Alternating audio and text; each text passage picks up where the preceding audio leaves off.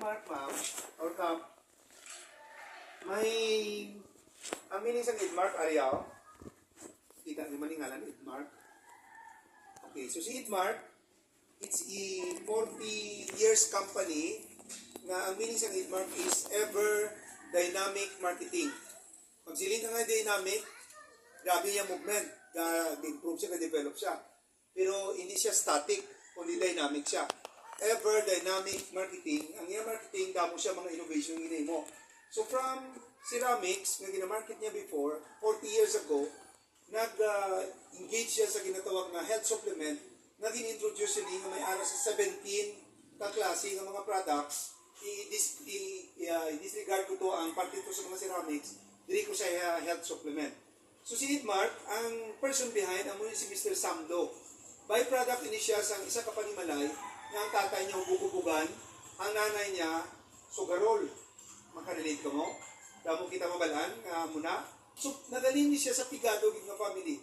Pero bangon siya nga desire na magbuligid, nag-start siya sa iya bikaw galingon nga mag-build siya kung paano siya kabulig sa iban. So, nag-start siya sa kay Idmark na sa una nagadulong lang siya kapitan, balay-balay.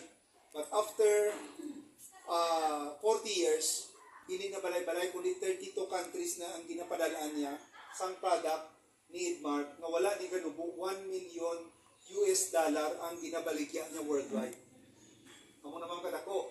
Kag ang pinakadako yung market, amo isa sa Africa. Kaya kung ang $1 million na sales niya, ang 700, ito ako na kung isa si Ma'am Jubat ka lang, grabe, ito yung Africa to. Grabe gina-order. Ang sa Philippines and in some other parts of the world, mga $300,000 lang na ang ma-market. That's why halos dito ako. But anyway, si Idmark, mayroon sa City ka product.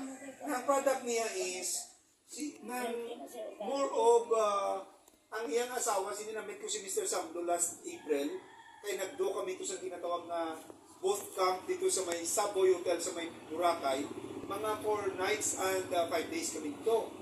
And blessing in disguise, kay sining niya, gusto niya tani nga bisan sa coffee, sa mga beverages na market niya, gusto niya nga daw bisan simple lang ang klase ka product. Pero ang wife niya ginagambal, no, we need also to see niya to produce the best product na para gid sa mga tao. So, kumbaga, ang iya nga product is none of the bad, all of the good ang iya nga marketing. Okay. So, ari balakap no nang pero ka pa nga pika. Ay, coffee lover. Coffee lover ka. So, mga pita karon. Okay. So, before kita sa coffee, dili ko anay. Si Idmark may ara sa P4 nga product, pero hindi ko pag-ubuso ng P4 yan, kundi sa iba niya ng mga products ako ni tatlo na i-share ko sa imo. Kung may problem ka sa constipation, by the way, kamusta imong bowel movement ka? So far daw, okay. Regular. Kabalo ka mo kung ano kay ko sa atong kulon. Sa kabalo ka kung ano kay ko sa kulon. Ha? Ang kulon naton, it involves sa ginatawag small and large intestine nga kalabaon niya sini is 8.5 meters.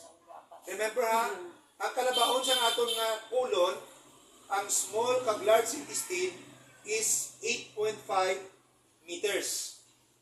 Kag kabalo ka mo nga 91% sang sakit sang tawo naghalin sa kulon.